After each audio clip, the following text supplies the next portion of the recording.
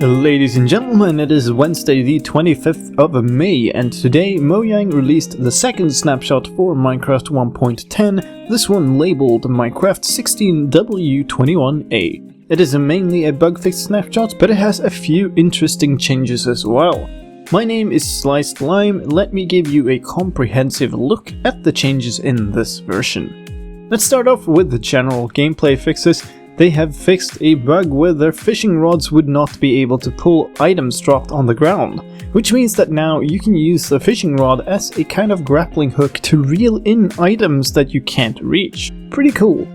They also fixed minecarts not picking up entities, however this was apparently a fairly scary fix.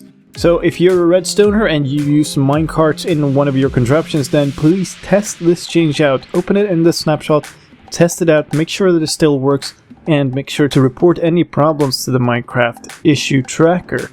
Another gameplay fix that is fairly important: if you were flying, gliding on Ultra, and you disconnected from the server or relogged into your single player world, then you would drop out of the sky. That has now been fixed, so now if you relog you will keep flying. A few smaller fixes as well. If you put a non-air block in the middle of an ender portal and tried to activate it, you couldn't. And you also couldn't shift click a shield into the shield slot from the inventory. That is now fixed.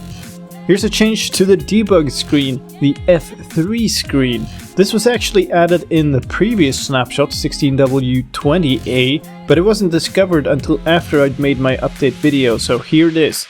Pressing F3 and G will bring up a debug mode where you can see lines outlining the chunk boundaries. Very useful if you're building something technical that depends on the chunk boundaries. Let's move into talking about mobs and AI fixes. The new polar bears added in the last snapshot were having some AI issues. They could get stuck in the standing position they have when attacking a target if the target disappeared or died while attacking it. That is now fixed, along with another problem where they would be stuck inside blocks when trying to chase down a player. Other mobs fixes as well: the wolf's tail height would not be based on the ratio of health to max health. That is now fixed, along with another long-standing problem with wolves, being that wolves that haven't been tamed would disappear after a while. They would despawn like mobs, and that has now been fixed. Some pathfinding fixes as well. Mobs would not avoid magma blocks, so they would walk straight on top of them and take damage. I must say I'm not quite sure about this fix, because to me they look like they clearly still do. And horse and donkey pathfinding could sometimes treat one block elevations as non-traversable. This is a fix we've seen before on the 1.9 line of development. Apparently it wasn't completely fixed, so now it's fixed again. Final mob or AI fix for the day is skeletons, witches, blazes, guardians, and snowmen would not be able to shoot while inside a boat. That is now fixed, so now you can have your own naval snowman again. Maybe not the best of sharpshooters, mind. Some world generation fixes in this version as well. The surface level mineshafts would generate outside of the mesa biomes, and that has now been sorted out. And the savanna villages would have blacksmith lava pits made out of wood, causing the villages to burn down. That has now been fixed as well. There's also a fix to the built-in world upgrade process. Cooked fish would not properly import and could be changed. That has now been fixed, so if you open an old world with cooked fish in it, this is your lucky day. Let's move over into mapmaking and commands. The structure block didn't save properly in the previous snapshot, and that has now been fixed.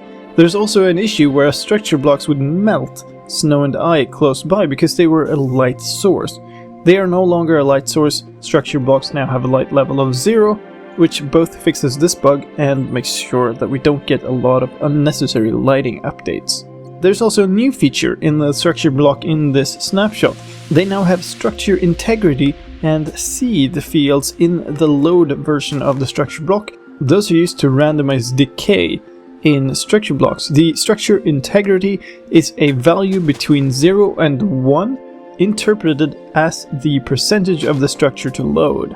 So if this is set at 0.5, only 50% of the blocks in the structure will be loaded. The selection of these blocks is random, and the random seed is controlled by, you guessed it, the seed field. The fix for relogging when flying with Elytra have actually had a very interesting side effect for command blockers. It has introduced a new fall flying NBT tag, and that tag is available on all living things.